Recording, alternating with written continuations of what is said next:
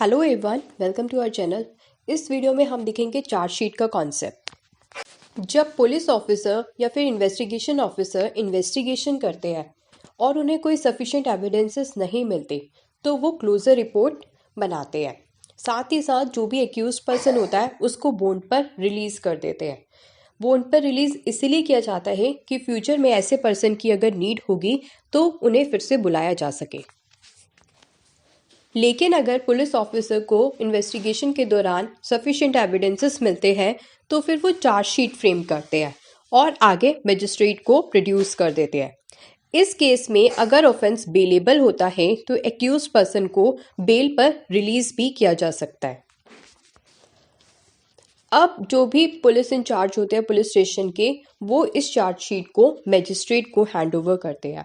Important documents के साथ ही साथ कोई ऐसे वेपन्स जो उन्हें इन्वेस्टिगेशन में मिले हो और इम्पॉर्टेंट हो, और एक्यूज पर्सन अगर कस्टडी में होता है तो एक्यूज पर्सन को भी फॉरवर्ड किया जाता है मजिस्ट्रेट के पास।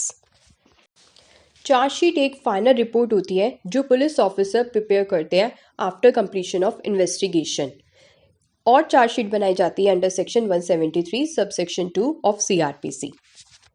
अब हम देखते हैं किस तरीके से चार्जशीट का कंटेंट होता है और किस मैनर में इसको फाइल किया जाता है।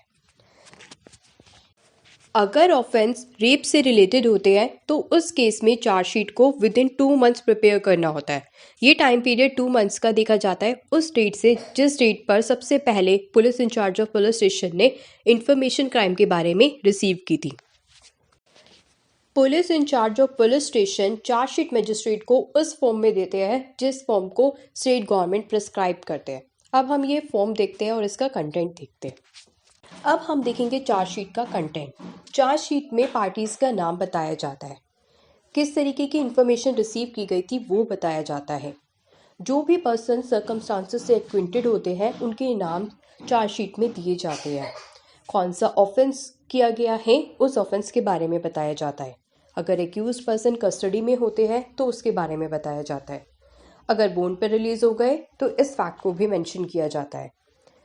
जो अगर केस रेप का होता है तो विमेन की मेडिकल एग्जामिनेशन रिपोर्ट के बारे में बताया जाता है।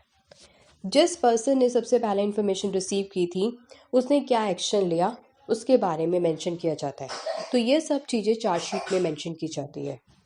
अब हम देखेंगे सप्लीमेंट्री चार्जशीट का कॉन्सेप्ट।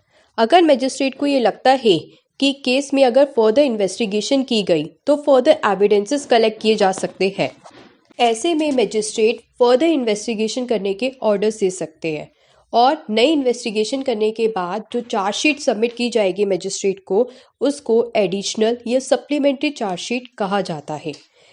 तो ये था कॉन्सेप्ट चार्जशीट का। Thank you.